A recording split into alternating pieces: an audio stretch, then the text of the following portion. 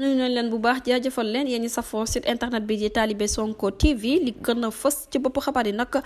dañu koy doo rek ki nga xamante ne rek moom mooy Bassirou Diomaye Faye nag am nañ yaakaar ne rek dina génn ca prison ba mu nekk di kaddu kii di maître Moussa Sarr mi nga xamante ne rek daal dina koy xamle ne nag jamono ji kii di Bassirou Diomaye Faye ak yeneen détenu politique yëpp mën nañoo nooyi eeru liberté rek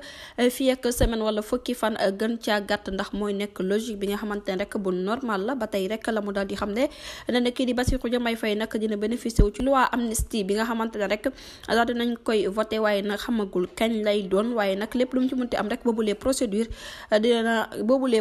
kii di maître Moussa Sarr moom mu ko daal di xamle ba tey rek avocat bi ma ngay daal di dëggal ne rek boobulee loi ginnaaw bu ñu ko adopté foofa ci assemblée nationale jot na nag ñu respecté bu baax délai juróom-benn fan yi nga xamante ne rek moom moo topp ca boobulee vote bu fekkee ne président de la république ci jëmmi boppam rek nam ko sàkkoo noonu lañ ko amalee bu ñu compté nag ci bésu transmission boobulee loi nag bu fekkee ne rek am na délai juróom-benn fan boo xamante ne rek député ci seen jëmmi boppam nag ñoom ñu adopté boobulee loi dañoo daal di dugal recours wala sax bu fekkee amul benn recours waaye moom si jëmmi boppam rek njortu na ne mbir mu nu mel amul benn recours ba tey bu ñu sukkandikoo ci maître Moussa Sarr ne nag kii di président de la république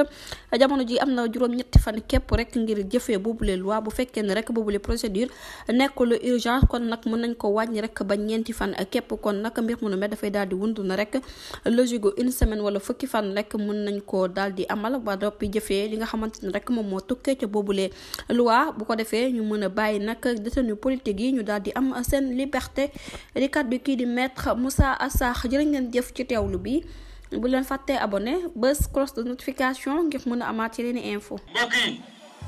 on s'est beaucoup battu pour un projet. Ce projet boobu mooy sauver le Sénégal. Ce projet boobu mooy sauver le Sénégal.